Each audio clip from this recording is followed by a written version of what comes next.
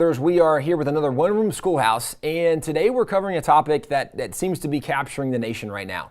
Last week we saw the death of George Floyd, and certainly a terrible situation. Rightfully, the officers were fired. Now charges have been brought, officers have been arrested, and because what happened was a terrible situation, this is what should have happened. There should have been frustration. There should have been a lot of anger, and it's totally acceptable to have these protests. What's different now is that there are riots with looting, with destruction of property, with people actually being beat and murdered. Assaults are taking place. And what's crazy is that there are now comparisons from those in different outlet sources, news media, even professors who are comparing this to the Boston Tea Party, saying, well, this is no big deal. We've had riots in America. And again, this is not to diminish what happened to George Floyd and that terrible scenario. Obviously, that's a bad situation, and those officers should face the extent of the law as what they're being charged with. With that being said, for people to compare it to the Boston Tea Party reflects their ignorance of the Boston Tea Party completely and totally, or and specifically the violent riots to the Boston Tea Party. Or the intentionality to mislead people, right? Yeah. To presume that the Boston Tea Party was violent, that there were riots where they torched the town in Boston. Either you are deceiving as an unprincipled imposter, or you just don't know history at all. And I think it's probably more of the latter. People just don't know much of the story, but we presume the Boston Tea Party, the people of Boston back in the founding era, they're not putting up with it. We're overthrowing the government. We're throwing the tea off. We're destroying the city. That's just not what happened. And we have a lot of eyewitness firsthand accounts we're going to go through detailing some of the story.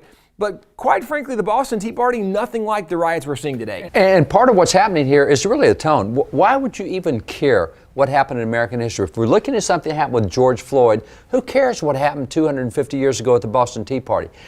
It's creating an aura that this is acceptable. This is what we've always done in America. What we're seeing in the cities, they're burning cities. It's an effort to justify bad behavior. It's to justify bad behavior. And not to say that, again, the frustration, the emotions, the anger, I get that some of that completely justified.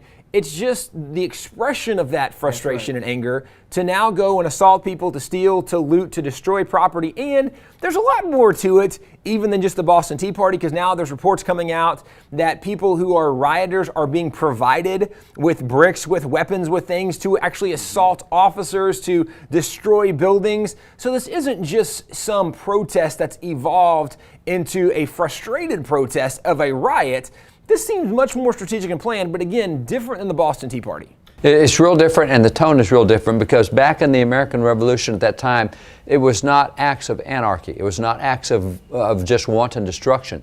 As you look back, particularly the Boston Tea Party, one of the things that even the Boston Tea Party website tells you is that after they threw the tea overboard, they swept the decks of the ship to make sure no damage had been done to the private property, or that there wasn't any wanton destruction. So even from the Boston Tea Party, if you check their website, you get a totally different tone than the way it's portrayed in the media. So some of the context for the Boston Tea Party leading up to this. So if we go back and look at kind of the things that led up to the Boston Tea Party, it happened before, obviously, the Declaration of Independence. So this is in 1773. And what happens is America has spent about the past 10 years at this point in efforts with the British Parliament in order to get redress of certain grievances. And these grievances were a number of different things, but a lot of them boiled down to the parliamentary idea that the British Crown can arbitrarily tax and force Americans to ascribe to laws even though they don't have any representative in the parliamentary government, right? We don't have any vote, we don't have any voice, so you don't have any right to impose certain taxes on us, right? It's the classic phrase,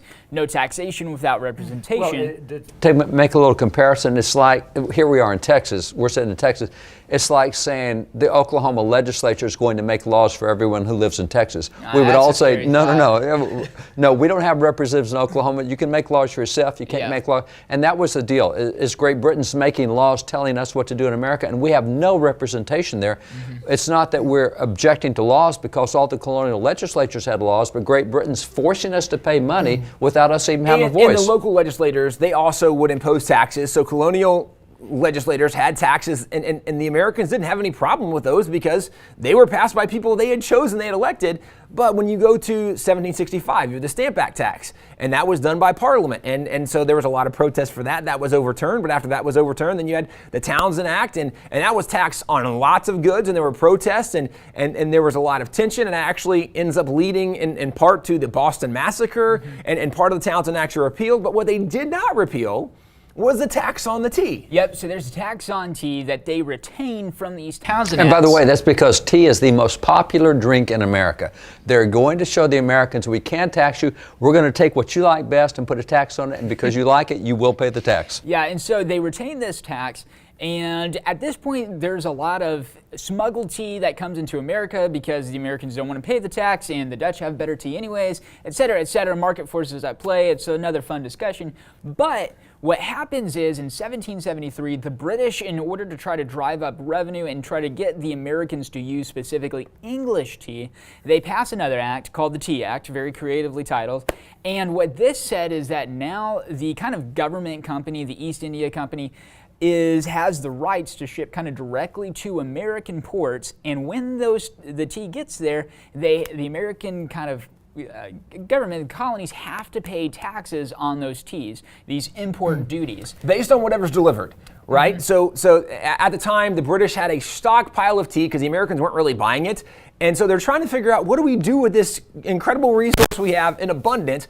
So they determined, hey, first of all, Parliament says, let's put a subsidy on it so we can make it cheaper than what they're importing illegally from other places. And so they won't have to smuggle tea anymore. This is going to be cheaper. They're going to buy this. Benjamin Franklin actually makes a point that the problem wasn't the price of the tea. It was the fact that you put a tax on it. Yeah, the that principle behind it. we had no say in. And so it was the principle they were opposing. And what happened at the time was they kept the tax on the tea, but they reduced the price of the tea cheaper than the smuggled tea. So the cheapest tea on the market was the British tea, but it still had that tax on it. So the British government actually subsidized the tea, and they wanted the Americans to pay the tax. So once they did, they say, hey, you guys agreed to pay a tax, and they could tax them forever after. But that was the deal. It was really cheap, and Franklin said, it doesn't matter how cheap it is. They're not buying this not because of the price, but because of the tax, and he was right. Well, and part of the British order was, we're going to go ahead and send the tea over there, and we're going to unload it. And when we unload the tea, they're going to pay tax on all the tea we delivered to them. It wasn't even on the tea that they purchased, it's just the tea that's unloaded. So in a sense, the British were kind of forcing the Americans to accept this tea and then pay for the tea. And to them, I mean, the Americans were just indignant when they found this out. And all across America, various cities and various legislatures take measures in order to stop this. And in each town and each port where the tea was going, there were kind of appointed officials, these commissioners who were in charge of taking the tea, receiving it, and then, you know, paying the duties on it. And so in a lot of places, the Patriots got these commissioners to step down, to not take the tea. And in some places, they were successful in getting the ships to turn around and go back to England, and that was it. But in Boston, there was a significantly different context and situation because the royal governor at the time, Thomas Hutchinson, said no, the ships cannot return back to England. They have to stay in Boston, and they will unload this tea. And what's interesting is that the Boston Patriots couldn't convince the commissioners to step down. And part of that is because two of the commissioners were the governor's sons. So, there's a little bit of nepotism there. And they kind of reached this impasse where the first ship gets there at the beginning of December. And at this point, the Patriots aren't letting them unload the tea, but the governor's not letting the ship go back, and the commissioners aren't stepping down. So at this point, they reach an impasse, and they really don't know what to do. And we actually have the letters right here of Abigail Adams. She's the wife of John Adams, who's an important guy through all this. But she writes to one of her friends, and actually one of the first historians of the American Revolution, Mercy Otis Warren, and she describes kind of the rising tensions as this ship of tea comes into the Boston port. She writes that, and it's kind of funny just because of the language, the tea, that baneful weed, is arrived. Great, and I hope effectual opposition has been made to the landing of it. To the public papers, I must refer to you for particulars, but you will find there that the proceedings of our citizens have been united, spirited, and firm. The flame is kindled, and like lightning it catches from soul to soul. Great will be the devastation if not timely quenched or allayed by some more lenient measures. So she's outlining the fact that this has come in and now tensions are really starting to rise, and unless some solution is found, there's going to be a lot of problems. And so in order to fix this, the Boston Patriots gather together at what's called the Old South Meeting House, and they start having meetings in order to discuss, in order to find solutions. And basically what happens is that the ship captain, right, comes and talks to the Patriots. Yeah, Captain Riots is the British ship captain, and Great Britain has said, you will lose your ship and your livelihood if you don't deliver that tea.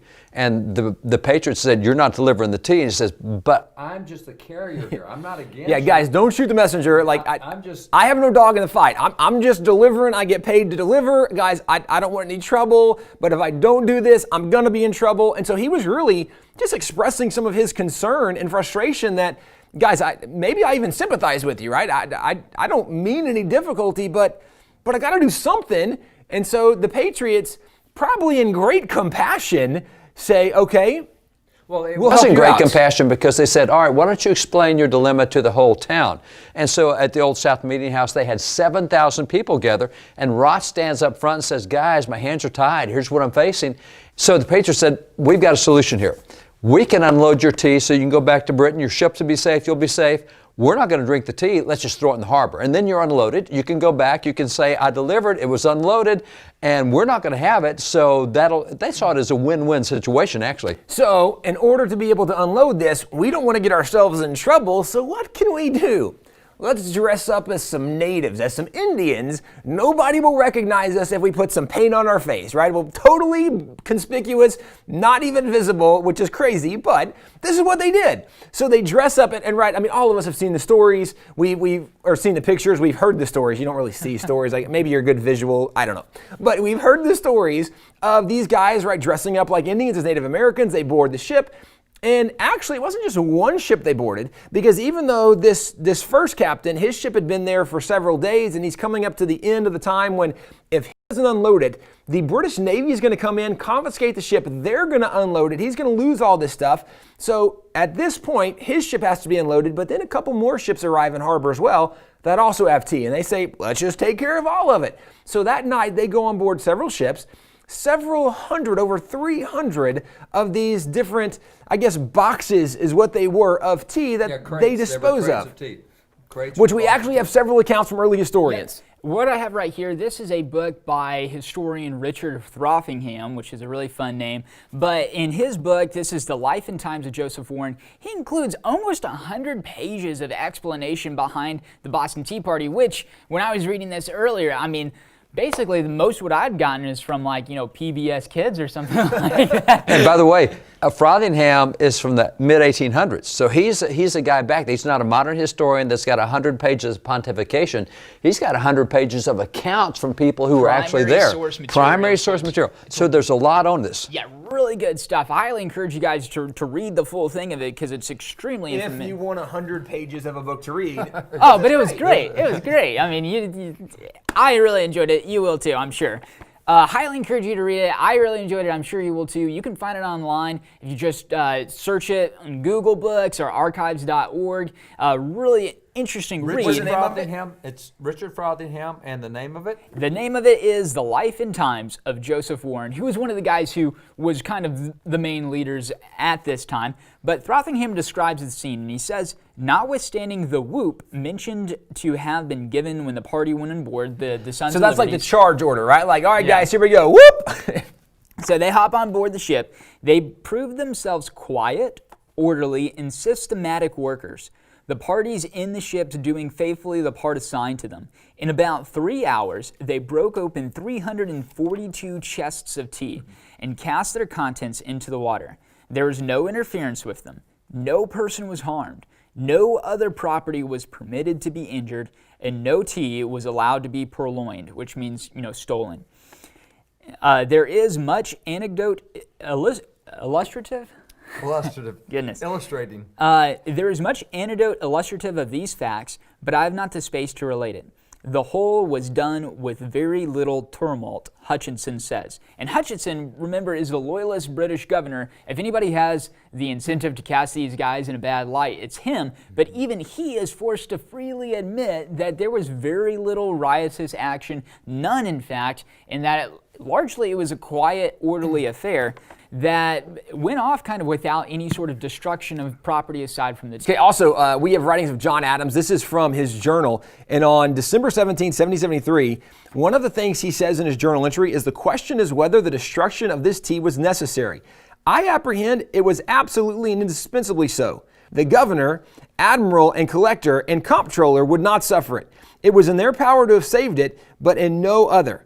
It could not get by the castle to men of war. Then there was no other alternative but to destroy it or let it be landed. To let it be landed would have been giving up the principle of taxation by Parliament or by parliamentary authority, against which the continent had struggled for 10 years.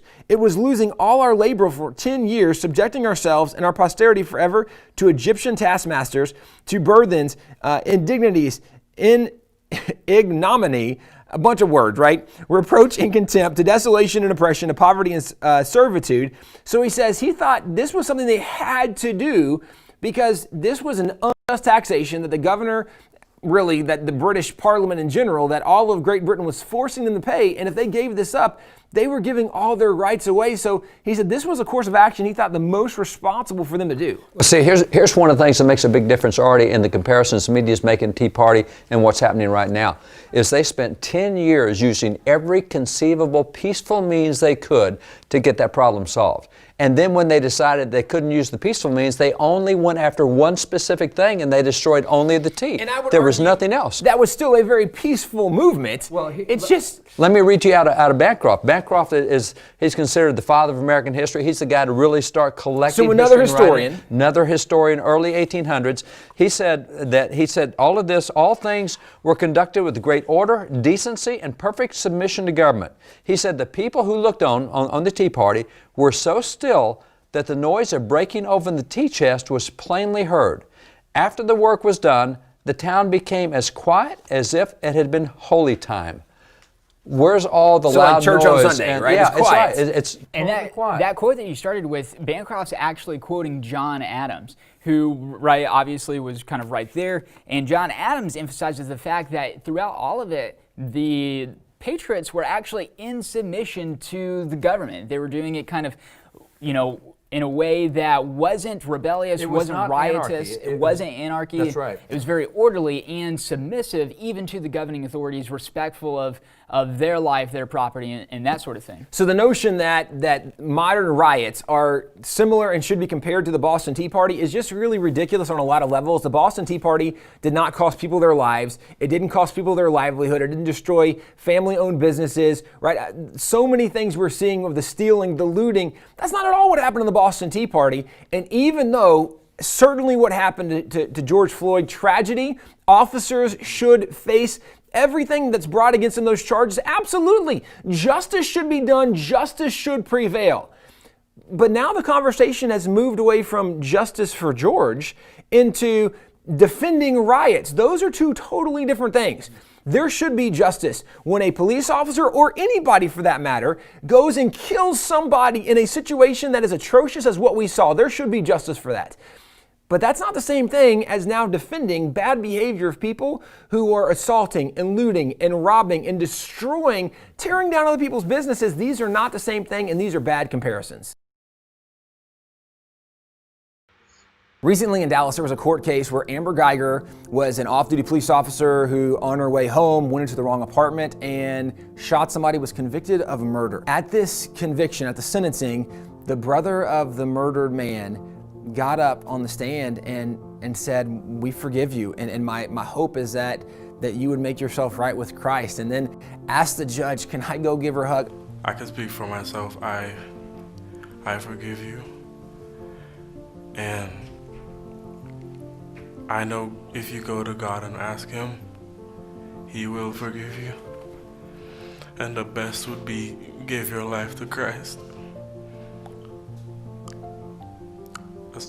I'm not gonna say anything else. I think giving your life to Christ would be the best thing both of them would want you to do. Again, I love you as a person, and I don't wish anything bad on you.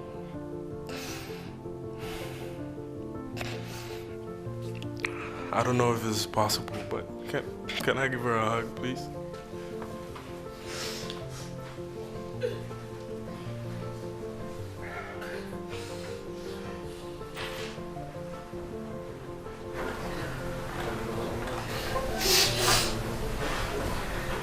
One of the most amazing displays we've seen of forgiveness and really just kind of Christian character in a lot of regards. Well, after the sentencing, when Amber Guyger was sentenced for 10 years for murder, the judge is then seen coming up to Amber Guyger and giving her a Bible and actually reading to her from the Bible, and it made people flip out. How can a judge give someone a Bible? How can they read a verse to them? Because there's like a separation of church and state, and courts aren't supposed to do that, which raises the question, if the argument is courts aren't supposed to do that, well then, what were courts supposed to do? Or maybe historically, what did courts do? And this is an interesting question. Yeah, because there is a lot of history on this. This is certainly not the first trial in the United States. We have trials going back to a number of founding fathers were judges who conducted trials. We have the records of what they did. And as you start looking back over the last two and a half centuries, you find that it was very common that if someone was convicted of a serious crime, the judge would often give a spiritual charge to them.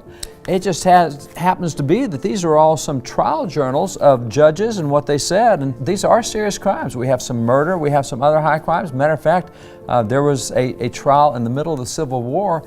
The last slave trading ship, slave trade was banned in 1808, but in the 1860s they found an American trading slaves, and they took him into court and actually gave him the death penalty for that. And the federal judge in that court said, "You're about to meet God. And by the way, He's the God of the black and the white. These folks you've been enslaving, He's their God too. You're about to stand before Him and you're not ready. And you're about to meet the God who makes all people equal, and you need to get ready to meet God." He gave a spiritual charge to this guy as part of the death sentence in a federal court. So even with state courts, like so many of these are, they gave spiritual charges to these guys regularly. And in some of these, actually, the judge even said, if you don't know how to make yourself right with God, we'll send you a chaplain who can come show you how to do this, who can lead you through the prayers, who can help you know, because you're going to have to give an account to God for everything you've done, and you need to repent for the wrong you have done. Now, this is from Judges. We have many, many examples. We just brought out a few, but there's dozens of examples of this happening, so this is not unusual with historical precedent. This is something that historically we've seen judges actually challenge people to make themselves right with God, to especially if you're sentenced to death, you're about to meet God, you really need to repent, be forgiven of your sins. If you don't know how to do it, we'll send a chaplain to you. This is not the tone we think of today. No, because by the way, as you look back at our courts and the way we established them, we believe that God was the judge of the earth, and if you wanted justice on earth, you needed to get a hold of the great judge. So in our court procedures, we had so many religious elements. We take an oath on the Bible. We say, "So help me God, I'm going to tell the truth."